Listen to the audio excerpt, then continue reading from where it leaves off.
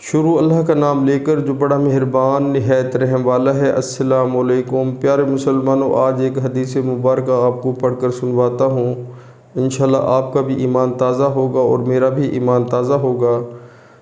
رسول اللہ صلی اللہ علیہ وآلہ وسلم نے فرمایا، جو اللہ تعالیٰ سے 3 بار جنت مانگتا ہے تو جنت کہتی ہے اے اللہ اسے جنت میں داخل کر دے، اور جو 3 مرتبہ جہنم سے پناہ مانگتا ہے تو جہنم کہتی ہے اے اللہ اس کو جہنم سے نجات دے۔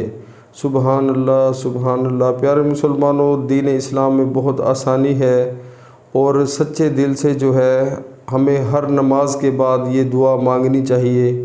3 دفعہ صرف یہی کہنا ہے کہ یا اللہ مجھے جنت عطا فرما، تو جنت جو ہے وہ اللہ تعالیٰ سے ریکویسٹ کرتی ہے کہ یا اللہ اس کو جنت میں داخل کر دے۔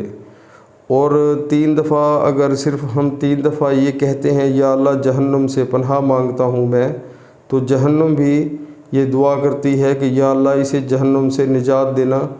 تو پیارے مسلمانوں، کتنے افسوس کی بات ہے کہ اتنی یعنی کہ اللہ تعالیٰ نے ہمارے لیے آسانیاں فرمائی ہیں، اور ہم جو ہے وہ نماز سے غافل ہیں، اللہ کے راستے پر چلنے سے جو ہے ہم گریز کرتے ہیں، کتراتے ہیں، اور صرف دنیا کی زندگی میں مگن ہوئے پڑے ہیں۔ پیارے دوستو، یہ جو ٹائم ہے بہت قیمتی ہے، اسی میں ہمارا موقع ہے کہ ہم یہ اللہ تعالیٰ نے صحت دی ہے، زندگی دی ہے، تو ہم 5 وقت نماز باجماعت پڑھیں اور قرآن پاک کو اردو ترجمے کے ساتھ پڑھیں۔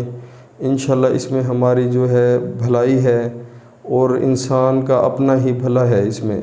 تو پیارے مسلمانوں، ایک نہ ایک دن ہم سب نے مر جانا ہے۔ جب فرشتہ روح قبض کرنے کے لیے آ جائے گا تو اس ٹائم ہمارے پاس بالکل موقع نہیں ہوگا، تو بہت پچھتاوا ہوگا انسان کو۔